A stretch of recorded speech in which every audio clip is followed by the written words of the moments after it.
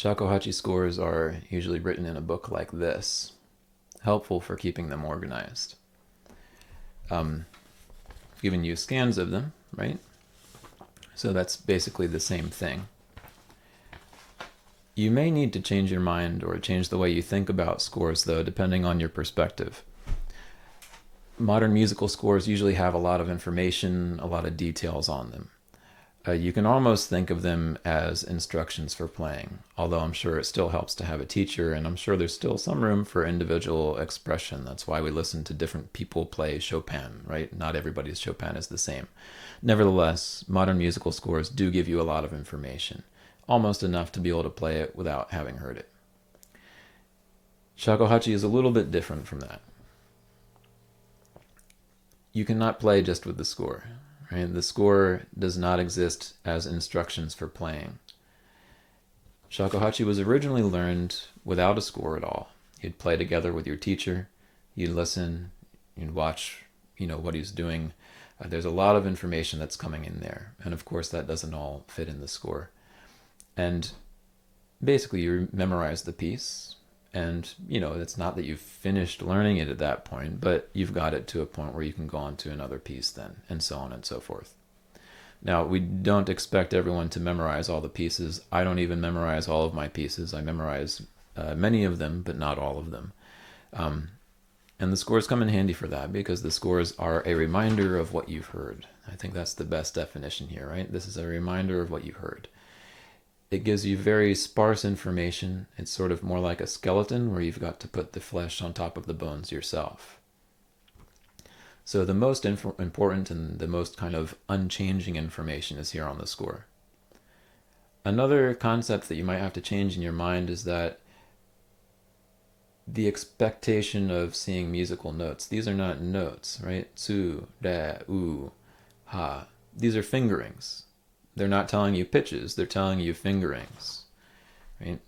So ha may be played higher, it may be played lower sometimes. The same with tsu, it changes in different contexts. So my suggestion is that you do like I've done and print the scores out. Don't use them just on a screen.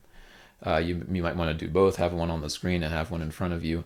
Or if you're using like a tablet or something like that, that will let you take notes digitally on a PDF file, that's perfectly acceptable as well. But my suggestion is basically, as you're learning a piece, take notes on it. Make little memos to remind you of the things that you've noticed.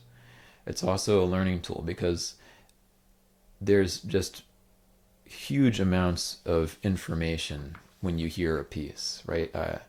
How are you sitting? How are you breathing? What's the emotional content? What's the pitch? What's the tone color like? There's no way to notice and mark everything as significant in one hearing, and you shouldn't even do that, right? I mean, lots of it should just remain subconscious or unconscious, and that's perfectly fine. That's almost the point of it in a lot of cases. Right? But what's interesting is that when you notice something, well, that's yours because you've noticed it, and you have kind of marked that as being something significant. So it's probably something that you're ready to learn. So when you notice something, make a mark on it. For example, I've already marked this a little bit, but I'll show you again. When you hear choshi, if you were hearing it for the first time, you'd hear tsura, ooh. Oh, wait a minute, there was a little pause in there, wasn't there? There was a little breath in there, right? So you do like I did, and you make a little horizontal dash there under the re, and that indicates a breath mark.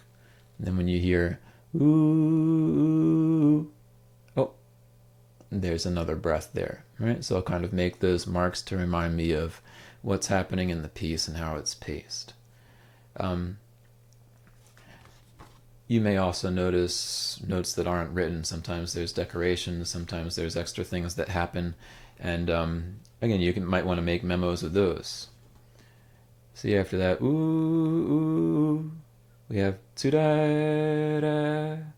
Oh, there's a tsu before the re. I just heard that, but that's not written down there. So I'm going to write a little tsu on top of the re to remind myself that I want to sort of decorate that re with a tsu. But it's nice to know that that is sort of a decoration. It's a decoration in this case that we always play. I've never heard anyone not play that. But it's also nice to know kind of what sort of a role it has in the piece, you know? So, like this, when you're listening to pieces, as you're hearing them, as you're playing, you'll notice different things, and it's very helpful to keep these around and be able to take notes on them. It's a good way to kind of solidify the things that you've noticed and carry them with you, and then remind yourself of those things the next time you're playing it or when you're playing it on your own. And these pieces aren't meant to be learned and then finished, right? It's something, uh, well, again, for me, it's a prayer, right? So who is the person praying? You're different every day. There's different situations around you. You're feeling differently. The same piece is going to be different all the time.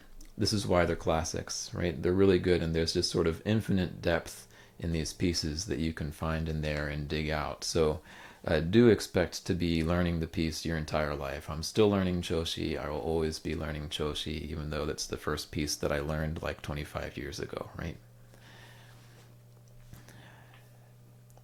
I think I've told you most of the important things about scores at this point, but if you have any questions, of course, feel free to ask.